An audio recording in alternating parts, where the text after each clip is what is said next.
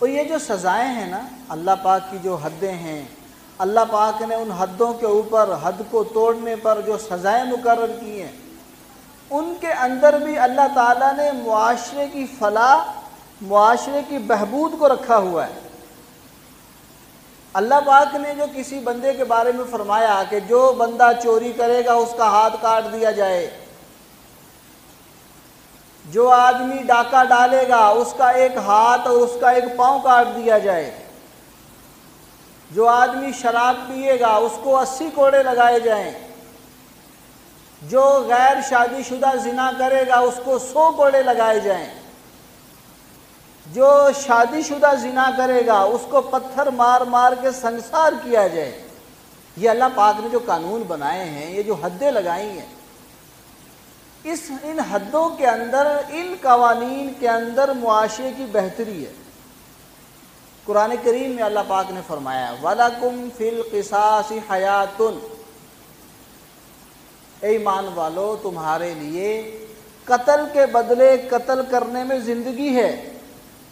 ایک آدمی کسی کو قتل کر دیتا ہے، اس کا حکم یہ ہے کہ اس قاتل کو قتل کے بدلے قتل کیا جائے۔ اب بظاہر یہ نظر آتا ہے کہ بھئی وہ تو بندہ مر گیا، اب اس بندے کو کیوں مارا جائے، اس جان کو کیوں ضائع کیا جائے؟ اللہ پاک نے فرمایا کہ اس قاتل کو اس قتل کے بدلے قتل کرنا یہ دوسرے لوگوں کی زندگی ہے، دوسروں کی بقا کا ذریعہ ہے، دوسروں کو اس سے حیات ملے گی، زندگی ملے گی۔ جب اس اصول کے مطابق عمل کر دیا جائے، قاتل کو قتل کیا جائے، سر عام اس کو پھانسی دی جائے یا قتل کیا جائے، اس سے دوسرے لوگوں کی زندگی محفوظ ہو جائے گی۔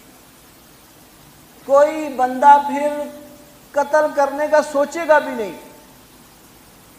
کوئی بندہ قتل کرنے کی کوشش بھی نہیں کرے گا، کوئی کسی کو قتل کرنے کی سازش نہیں کرے گا، جب اس کو یہ پتا ہوگا کہ مجھے قتل کے بدلے قتل کر دیا جائے گا، کوئی سفارش نہیں چلے گی، کوئی مال اور معاوضہ دے کے میری جان نہیں چھوٹے گی، مجھے قتل ہی کر دیا جائے گا، تو کوئی ایک دو بندہ قتل ایسے کر دیا جائے، دوسرے معاشرے کی زندگیاں محفوظ ہو جائیں۔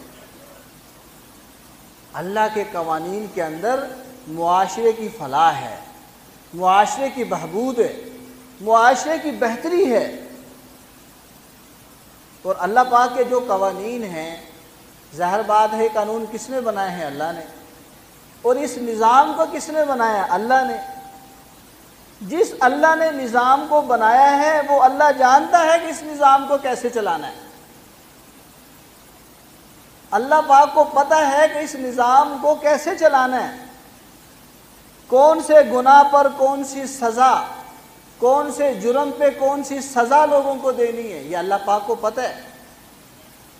اگر اللہ کے قوانین کو معاشرے میں نافذ کر دیا جائے، اللہ کے قوانین کے مطابق فیصلہ ہونا شروع ہو جائیں، تو معاشرہ سدھر جاتا ہے، معاشرے سے برائیاں ختم ہو جائیں گی، معاشرے سے دنگا فساد، افراتفری، لوگوں کی پریشانیاں، لوگوں کی مصیبتیں، لوگوں کے مال کا تحفظ ہوگا، لوگوں کی عزت محفوظ ہوگی۔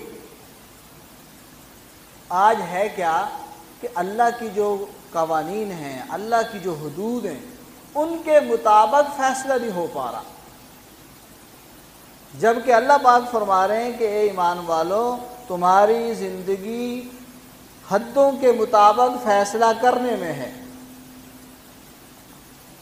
اب دو چار بندوں کو اگر واقعی وہ سزا مل جائے جو اس جرم کی سزا ہے، تو کیا خیال ہے باقی لوگ محفوظ نہیں ہو جائیں گے؟